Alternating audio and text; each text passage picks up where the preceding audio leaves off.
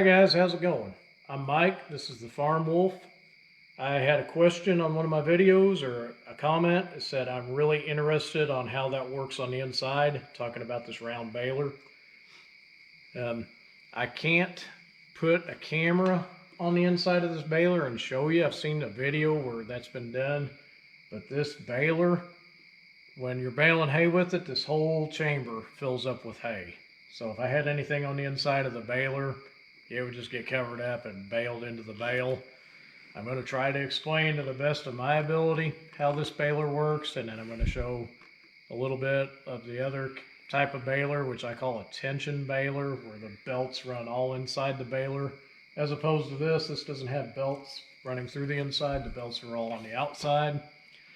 So hopefully this will clarify that. This baler, I've got the end gate opened up so you can see the inside of it. It's kind of dark in my barn, but that is the pickup reel. That's where the hay comes in. This is known as an open chamber baler because it's all open. That's the front. There's the top of the baler. Here's the bottom belts. Right there at that roller, where the shadow of the camera is, that's where the gate, the hinge is. And then there's the rest of the gate. That set of rollers right there would be the back. This would be towards the bottom. It's called an open chamber baler because there is nothing inside the chamber of the baler. All these belts are all on the outside. This would be like looking at the outside belts of the baler, and this would be the pickup reel. And the hay comes in through the pickup reel, goes in on top of the belt, and it just kind of flops around. The best way I can describe how it works is picture your clothes dryer. You know, the ones with the glass front. When you got the clothes in there, they're just kind of flopping around. So this bale, this hay that you got in there is kind of flopping, and then it's kind of getting the oblong shape to it. Okay, so like your clothes dryer with the clothes tumbling around, that's the way the hay's doing. So it's in there, it's kind of doing this, flopping around. And that's what gives it that star pattern in the center. It keeps on flopping. And finally, when it starts growing in size, it starts getting pushed out. You know, this is a fixed chamber, which means these belts stay exactly how they are. When the bale gets big enough, it starts pushing out against the belts. And as you're stuffing more hay in through the pickup reel, it's starting to push on it and make the bale tighter. And then it spins around in that star pattern. It starts to form like a more round shape, and the bale doesn't actually start getting tight until you're getting towards more of a full bale, and that's when it just starts compressing it in. And after it gets so full, you can tie the bale off. This right here is like, there's a bar on here. Let's see if I can show you right there. That is a lock.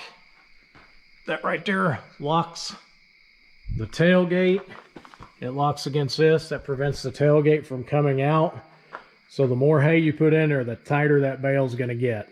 And I can only get it so tight because there's a shear pin in the PTO, and if I get it too tight, it'll shear the pin.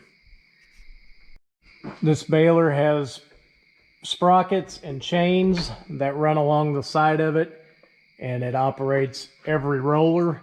So even when this tailgate is up, these belts on these rollers will spin even though it's up.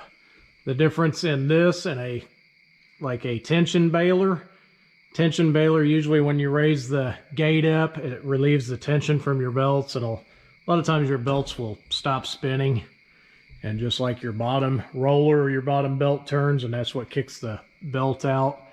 I'm going to show a tension baler and try my best to explain the difference in the two, and I really hope that this video is making sense.